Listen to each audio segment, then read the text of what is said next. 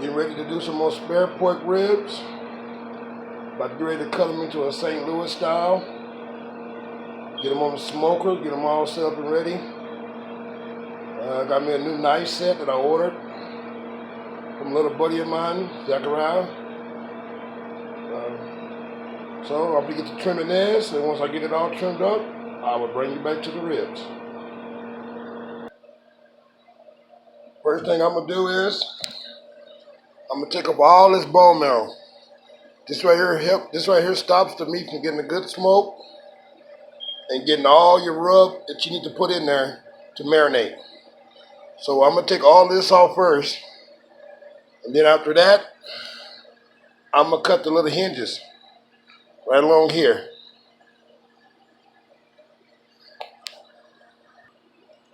I now have removed the bone marrow, which is this.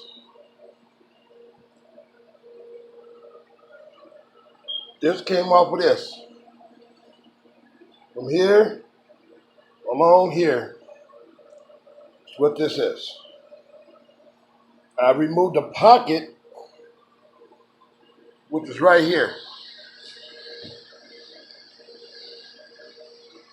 I got my knife, I took it along the bone line and just slowly along the bone trimming, cut it off. And if you got a dog, it's good for smoking and then giving it to your puppy. And a lot of spare ribs come with some extra ends. Something like this here, you want to cut that off.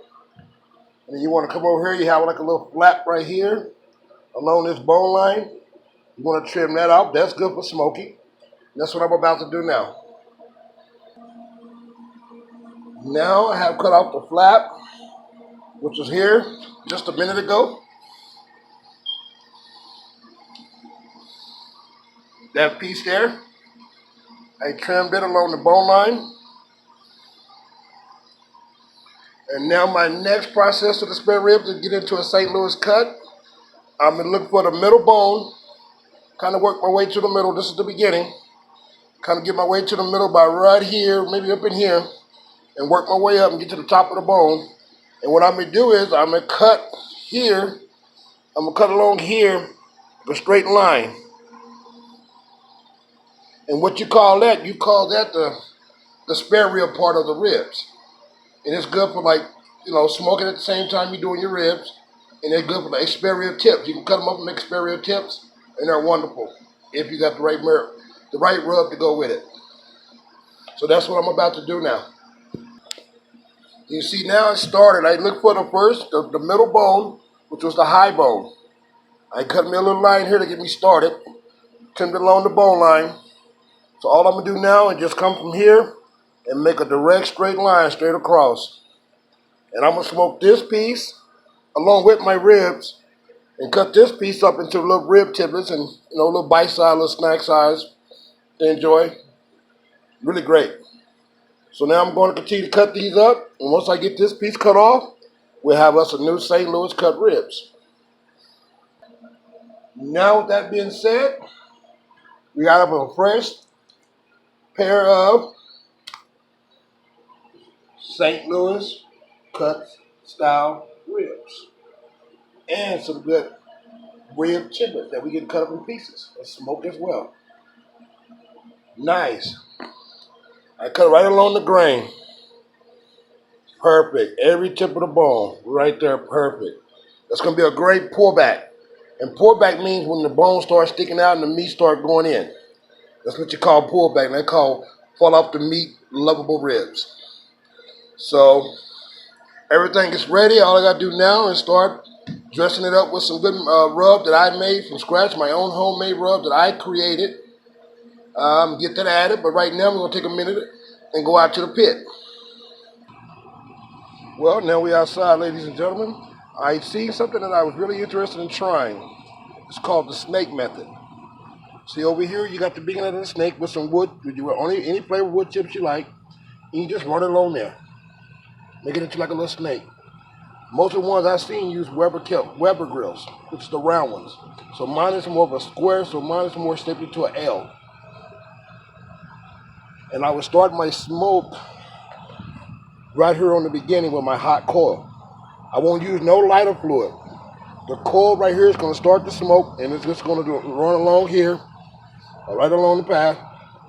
And at the same time, I give me some hot boiling water off the stove for my steam drip pan. That helps create moisture, helps create a good smoke. Okay. Now we'll go back inside, and the charcoal's ready. I got my other coal over heat cooling up. Let me show you that. Now, ladies and gentlemen, most people have the little coals, the little pans that you can put your charcoal in and light it and let it heat up with the lighter cubes. By my chance, I don't have one at this moment. So what I did, I got my other grill, and I'm getting my other charcoal heated up to a temperature, and I take this coal and I start at the beginning of my snake.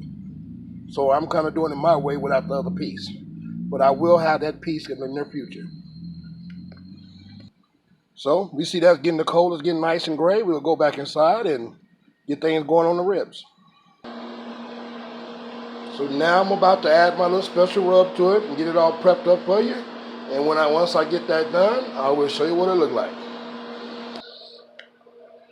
Now I'm about to use my special rub that I created, my little masterpiece. I got 3 or 4 that I'm creating, and so far no complaints. Pretty good. Got a little. Some of them got a little fire taste at the beginning. No, look, I'll take that back. Sorry, ladies and gentlemen. Some of them got a little sweetness, and they just got like a little bite-side burn on the back. Gives it like a sweet and spicy kind of thing. Really great. This is one of my favorite ones. This is the one I used on my first ribs, and I would like to try it again because, like I say, it's wonderful. So here go the ribs right here.